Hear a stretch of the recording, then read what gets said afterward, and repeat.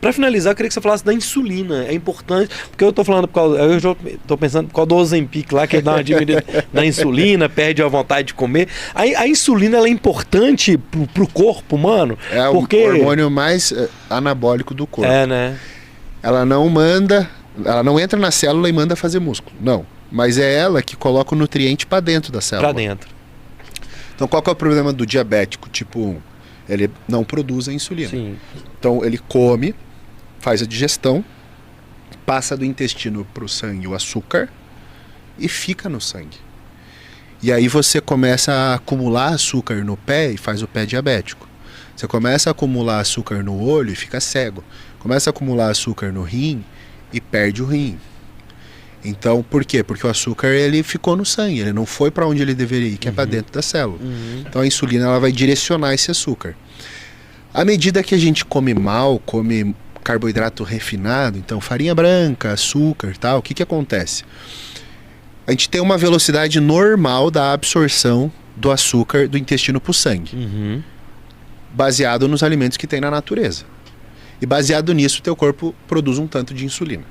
Quando você come um doce, passa muito mais açúcar de uma vez só para o sangue. Uma vez só. Quando passa muito de uma vez só, o teu corpo não sabe que não vai vir mais depois. Então ele secreta a insulina o suficiente para essa altura de açúcar, para esse tanto. Só que parou de vir, porque o açúcar passou todo de uma vez.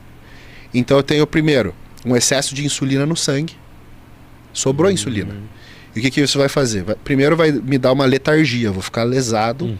Sabe aquela coisa depois do almoço? Lesado. Sei como é que é isso bem. Por quê? Porque como eu tenho um excesso de insulina, o nível de açúcar do sangue fica muito baixo.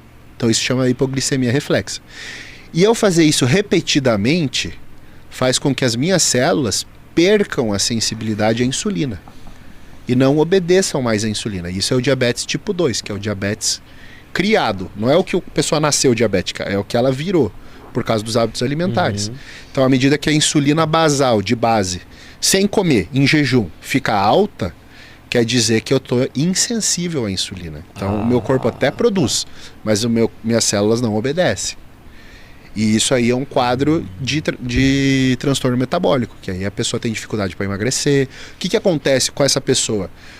O que ela come, automaticamente, pelo alto nível de insulina no sangue, vai lá para a célula de gordura. Esse não é um cara que consegue fazer estoque de carboidrato dentro do músculo, por exemplo. Como é que eu reverto isso? Exercício físico. Porque eu começo a fazer exercício e o meu corpo fala, não, tem que ter açúcar aqui dentro do músculo, eu estou usando. E aí você começa a reverter esse processo.